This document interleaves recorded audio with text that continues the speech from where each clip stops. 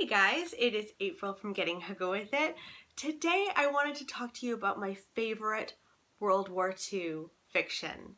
So let's get into it.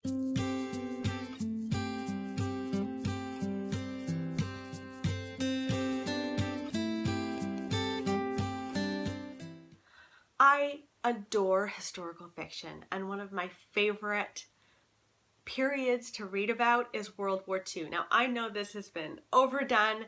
Everyone seems to do World War II fiction, but there's something about it that I'm drawn to so much. So these are so far my favorites that I've read. Now I have a ton on my shelf that I need to read. I might do a whole separate video on my World War II fiction that are on my shelves just waiting to be read. Let me know if that's something you'd want, because I'm happy to do that. But yes, these are my favorite so far. So far. The first book that I want to talk to you about is All the Light We Cannot See. Now this is a Pulitzer Prize winner. It's by Anthony Doerr, and Anthony Doerr took, I think it was 10 years to write this. He took his sweet time to write this, and it shows because it is so beautifully written. In this book we follow two children, Marie-Laure, and we also follow Werner. Now Marie-Laure lives in France with her father, and she is blind. And as World War II comes ushering in, they need to pick up and move to Saint-Malo, which is where Marie-Laure's great uncle lives. And we also follow Werner, who is a boy that lives in Germany, and he is an orphan and lives in an orphanage with his younger sister. And he finds himself to be really, really good at fixing things. So he's great at fixing radios and clocks and all of these things. And the German army comes in and basically takes him for his skills at fixing things. So they instruct him to fix this radio, and he becomes like their radio guy. And it's about their two storylines, and they eventually interconnect, and it is so good. I really loved this very much. This is one of my favorite covers of all time. It is so beautiful. All of these blues. Oh, just love this book. Next up, this wouldn't be a favorite World War II fiction video without talking about The Book Thief, which is one of my favorite books that I have ever read. Ever. It makes me cry. It makes me feel all of the feels, and in this book we're following little Liesel, who loses her mother and she loses her brother, and she is basically given to this elderly couple, and they take her in, and they are wonderful people. Specifically, her papa is just like the most heartfelt, wonderful man. And she's trying to make sense of living in World War II Germany. She doesn't agree or fully understand, but she doesn't agree with what is going on with the war, and neither does her family. And living in Germany and not having Nazi beliefs would be really hard, and it proves really hard in The Book Thief.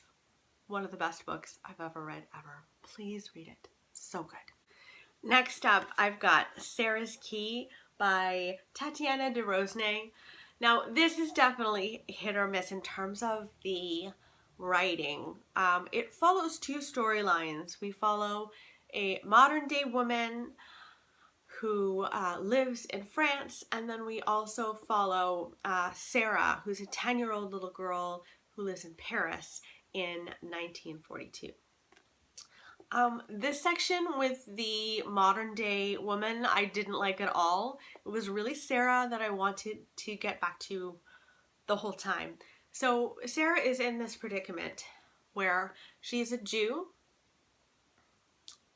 and the French police have gone door to door gathering up the Jews. So they gather up her family, and to protect her little brother, she locks him in like this little cupboard in her bedroom, and they leave, and she thinks that they're going to be back really soon, and they're not. And it's about her coming to terms with what's going on with her brother. Did he get out? Her coming to terms with her own predicament. I mean, she's not on the way to somewhere wonderful at all. She is being gathered up and going to be taken to a concentration camp. I really liked this book.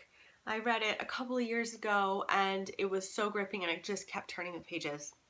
Loved it. Another book that I read a couple of years ago that I really liked is The Secret Keeper by Kate Morton. Now what Kate Morton does is she kind of goes from present day to the past, and in present day there's almost always this like very wonderful home, old grand home that our main character goes to and finds out the secrets that live there and the secrets from the families that lived there. And so we have essentially that storyline happening in The Secret Keeper. And this follows a romance that went on during World War II, and it follows the London Blitz in such a way that you feel like you're there. It's so good. I really, really liked The Secret Keeper. If you like a gothic romance kind of book, and also World War II fiction, definitely read The Secret Keeper. Finally, I wanted to talk to you about Lilac Girls. Lilac Girls follows 3 characters, each living in different areas during World War II. One of them lives in America and is, you know, philanthropically inclined and really wants to help out with the war effort. One of them is taken into a concentration camp where they do experiments on women, which is very disturbing. And one of them is a German woman who is a German doctor, and she is doing experiments on women.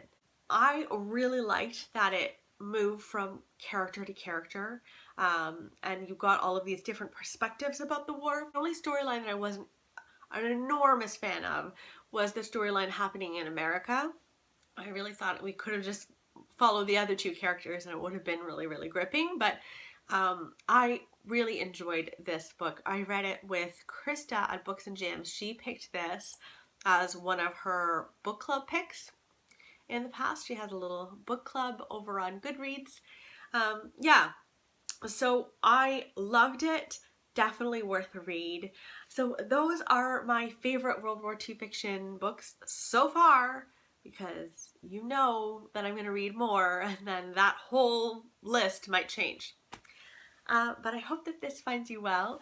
Do you guys like reading World War II fiction? I know some people are just over it and find it too much, like it's really taken over historical fiction. How do you guys feel about World War II fiction? I would love to know, and I will talk to you later. Bye!